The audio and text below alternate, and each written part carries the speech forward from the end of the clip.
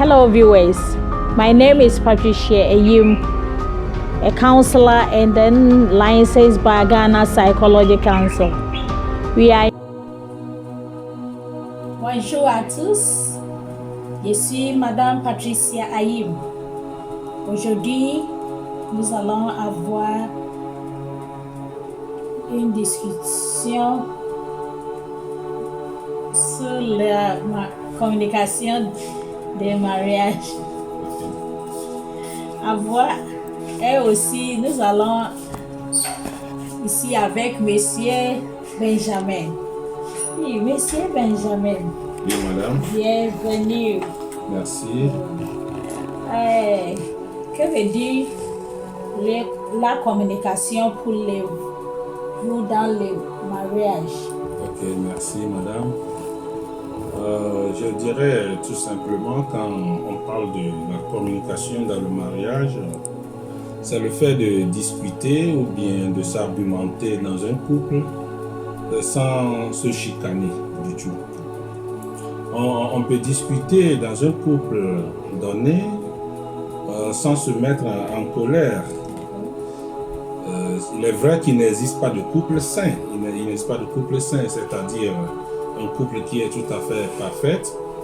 Mais de toute façon, on peut faire une communication dans un point de vue respectif sans se disputer. Le but de la communication du couple sain est de pouvoir se débattre un sujet donné sans se hausser du ton ou bien de la voix sur l'un sur l'autre. Aussi, il est important de réaliser que tout se fera dans un commun accord qui pourrait mettre le couple dans une onde donnée de vibrations positives en créant une atmosphère de joie et d'harmonie dans le couple. Bon, je dirais que, comme le dirait la thérapie du couple, que choisir avoir raison ou bien rester en couple, c'est-à-dire accepter tout dans la communication ou bien se focaliser sur ce point donné en cherchant coûte que coûte la raison dans le foyer qui peut aboutir à une divergence et créer une tension. Cependant, à mon avis, il demeure un partage du système qui règle dans un commun accord à mieux régler les solutions ou bien régler les conflits pour ne pas se chicaner. Bon, je dirais que la communication, même en telle enceinte, la communication, le abécédaire de la communication d'un couple qui dure vraiment, c'est le fait d'exprimer ses propos à une attente de son conjoint, vous voyez, à ne pas attendre que l'autre le devine. Effectivement. Donc, si on nous dit que comment nous allons définir la communication, on demande comment allons-nous définir la communication, on peut dire que c'est de se mettre prêt à percevoir ou bien à valider ce que l'autre ressent, vice-versa, dans une compréhension totale. Dire de façon ferme et respectueuse ce que l'on ressent ou bien de quoi s'agir d'une manière si importante ou pas, cela doit se faire dans une atmosphère de respect, selon moi. Même dans un désaccord, nous allons essayer d'exprimer notre désaccord avec une forme de gentillesse, pour pouvoir mettre l'autre à l'aise à ne pas être énervé. C'est-à-dire bloquer toutes les défensives pour ne pas offenser l'autre. C'est ce que moi je vois dans la communication. Parler de soi en étant honnête, en ressentant le désir de l'autre, vous voyez, que de l'accuser. Vous voyez. Donc, dans la communication, c'est ne pas prêter. Dans la communication, l'essentiel, c'est de ne pas prêter des intentions négatives. Vous voyez, ne pas prêter des intentions négatives. Vérifier si on comprend bien plutôt ou bien supporter ce que l'autre fait. Vous voyez, accepter l'autre accepter l'autre dans son raisonnement, dans son argumentation. Vous voyez, et tirer des leçons de ce que l'autre dit, vice versa, pour pouvoir garder un bon jugement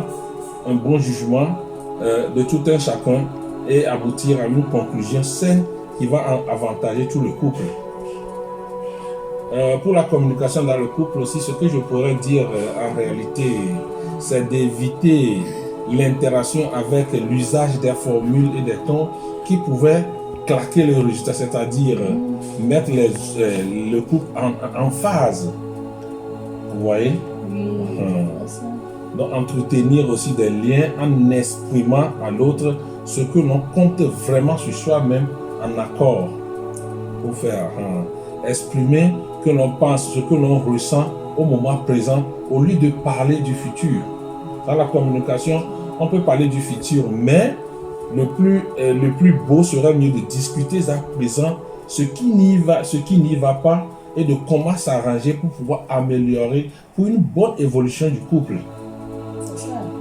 Et enfin, ce que nous pourrons dire, c'est de négocier un compromis, c'est-à-dire un compromis pour pouvoir finaliser une entente gagnante. Vous voyez, une entente gagnante pour répondre aux besoins respectifs, en quelque sorte. Donc, c'est la communication dans le couple, c'est encore choisir une opportunité, c'est encore choisir de parler d'une opportunité, des problématiques spécifiques qui rayonnent autour du foyer, sans déranger la paix de l'un et de l'autre. Et pour finir, je pourrais dire que c'est de souligner un effort qu'on déploie bien pour comprendre ce que l'on exprime, témoigner verbalement une appréciation de son conjoint en quelque chose que l'on recherche, plutôt que l'on recherche dans les compromis. C'est de s'assurer ce que l'on veut dire, que ça soit utile à une résolution de conflit présent. C'est ça, c'est ça. Donc, le couple doit, en fin de compte, la communication doit être basée sur un compromis. C'est ce que moi je vois, d'une manière générale. Et lorsqu'on fait un effort pour convaincre son conjoint, nous devons éviter l'aspect critique du jeu. Vouloir dire que c'est moi qui ai raison, tout que coûte, c'est moi qui ai raison, non, mais plutôt savoir comment aboutir à un point de compromis pour pouvoir contrôler l'aspect comportemental du jeu. Bon.